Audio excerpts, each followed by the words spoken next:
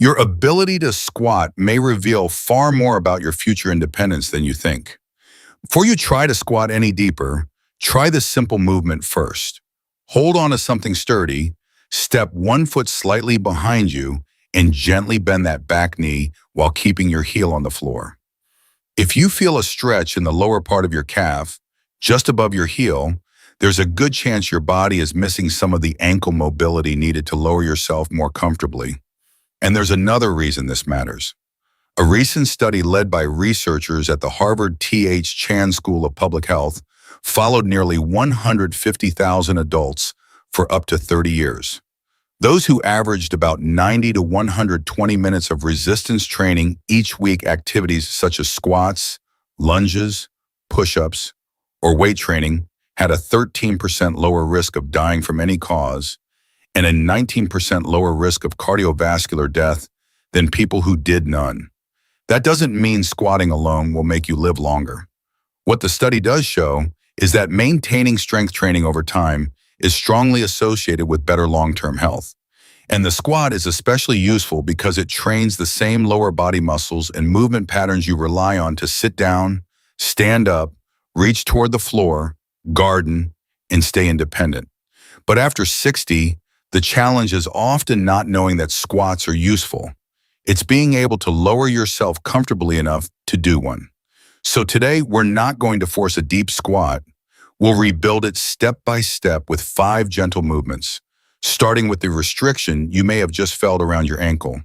Keep a sturdy chair or countertop nearby for support. Work only within a comfortable range, and stop if you feel sharp pain, dizziness, or anything that feels unsafe. Before we get started, drop your name and where you're watching from in the comments. We'd love to hear from you. Let's begin. Movement 5, supported bent knee calf stretch. The first place we're going to start is not your knees, it's your ankles. Stand facing a sturdy chair, countertop, or table and hold on lightly for support. Step 1 foot slightly behind you. Keep that heel flat on the floor, then gently bend the back knee and shift your body forward. You should feel the stretch low in the calf, close to the Achilles tendon and just above the heel. Hold that position for about 15 to 20 seconds. Then relax, repeat 2 or 3 times on each side. The important detail here is the bent knee. When your knee bends during a squat, your shin needs to move forward over the foot. If the ankle cannot give you enough comfortable movement, your body has to find another way to get lower. Some people lift their heels, others lean much farther forward, and some simply stop descending because the position feels stiff or unstable. So don't force this stretch. You're not trying to push the knee as far forward as possible. You're simply giving the ankle a little more room to move. One common mistake is letting the back heel lift off the floor. If that happens, shorten your stance and reduce the forward shift. Another mistake is keeping the back knee completely straight. That changes where you feel the stretch. For this movement, keep the knee softly bent so the stretch stays lower in the calf. After a few repetitions, stand normally and try a very small, comfortable squat. Don't chase depth yet. Just notice whether your ankles feel a little less restricted and whether your heels stay more connected to the floor. That's your first small win. But ankle mobility only gives you room to descend. To use that extra room, you need one more piece of the puzzle: learning how to move your hips. Movement 4, send your hips back. Now that you've given your ankles a little more room to move, let's work on the other end of the squat. Your hips. Place a sturdy chair behind you and stand about a small step in front of it, with your feet roughly shoulder width apart.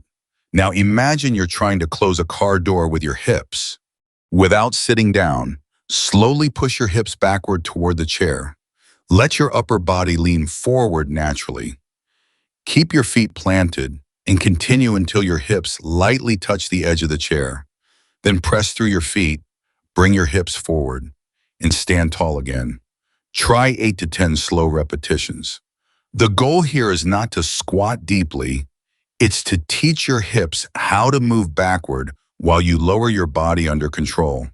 This matters because a comfortable squat isn't created by the knees alone. Your ankles, knees, and hips have to share the movement.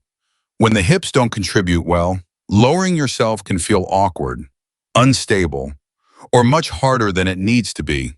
Watch for one common mistake, reaching for the chair by rounding your back.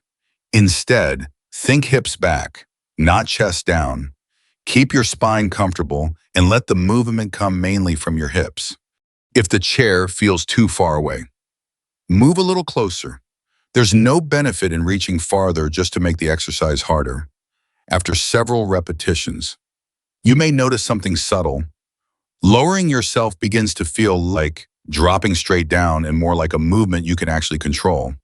And that control becomes especially important as we get closer to the floor. Because having enough mobility is one thing. Trusting your body on the way down is another. And that's the skill we're going to build next. Movement 3, reach lower with control. Now we're going to put your ankle mobility and hip movement together and add something just as important. Control on the way down. Stand beside a sturdy chair or countertop and hold on with one hand. Place a light object, such as a water bottle, on a low stool, a stack of books, or any raised surface in front of you.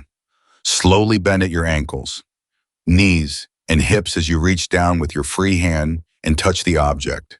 Then press through your feet and return to standing. Start with the object high enough that the movement feels easy and steady. Do 6 to 8 slow repetitions on each side. Here's the important part. Don't drop down to reach it. Take about 2 or 3 seconds on the way down. Think of yourself as lowering your body under control rather than simply reaching with your arm. As the movement becomes easier, you can gradually place the object a little lower, but only lower it when you can keep the movement smooth and controlled. This is where the exercise begins to resemble real life. Think about reaching into a low cupboard, picking up something you dropped, tending to a plant, or getting closer to the floor. These tasks don't just require strength. They require confidence and control as your body moves downward. And that's exactly what we're practicing here. One common mistake is bending almost entirely from the waist while your legs barely move. Instead, let your hips, knees, and ankles bend together as your whole body gets lower. And remember, the object sets the challenge, not the floor. There's no prize for reaching lower today. If you can lower yourself a little farther while still feeling steady and in control, that's progress. Once you can control the journey down, there's one more challenge. Can you actually become comfortable staying there? Movement 2, find your comfortable squat. You've practiced making room at the ankles, guiding the hips, and controlling the way down. Now it's time to bring those pieces together and become comfortable in the squat itself. Stand facing a sturdy countertop, heavy table, or another support that will not move. Hold on with both hands and place your feet about shoulder width apart, or slightly wider if that feels more natural. Now slowly bend your ankles, knees, and hips and lower yourself into a squat. But here's the rule I want you to remember. Your comfortable depth is your correct depth today. You might lower only a few inches, you might reach halfway down, or you may already be able to go much deeper.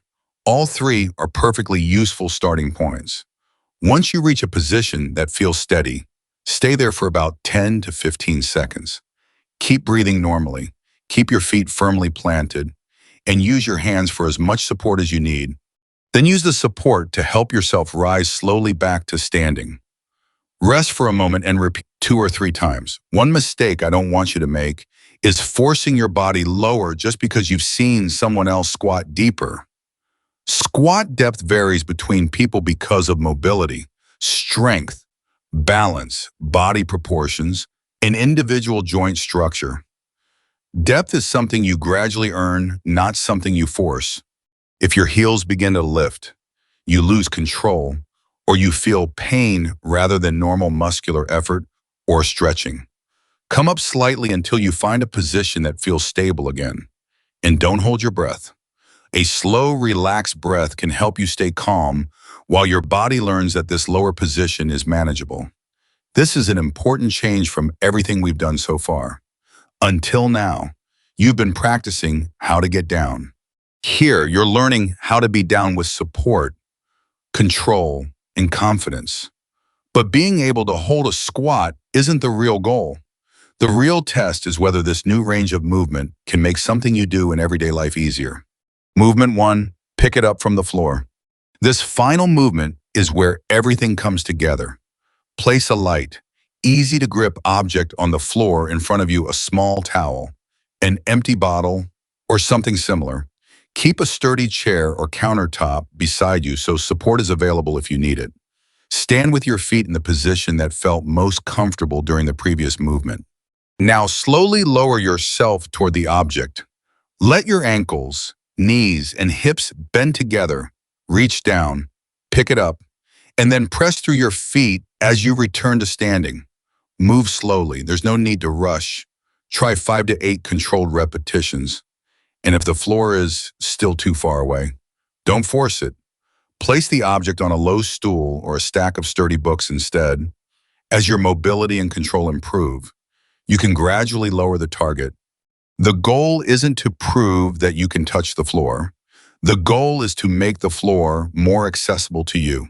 Think about how often this ability appears in everyday life. Picking up something you dropped, reaching into a low cabinet, working in the garden, or getting closer to the floor when you need to. This is why we've built the sequence in this order. First, you created more comfortable movement at the ankle. Then you taught your hips where to go. You practiced controlling the descent. You became comfortable spending a little time in the lower position. And now you're using all of those pieces for a real task. One important point, don't judge your success by how deep your squat looks. A useful squat is one you can control, one that feels appropriate for your body, and one that helps you continue doing the things that matter in everyday life. If you followed along from the beginning, put the object down for a moment and stand tall.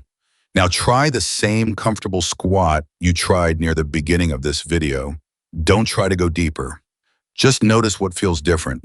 Does the movement feel easier to organize? Do you feel more confident on the way down? Do your heels feel more connected to the floor? Even a small change in control or confidence is worth noticing, because the real goal was never to perform the perfect deep squat. It was to keep more of your everyday world within reach. Now that you've completed all 5 movements, let's go back to where we started.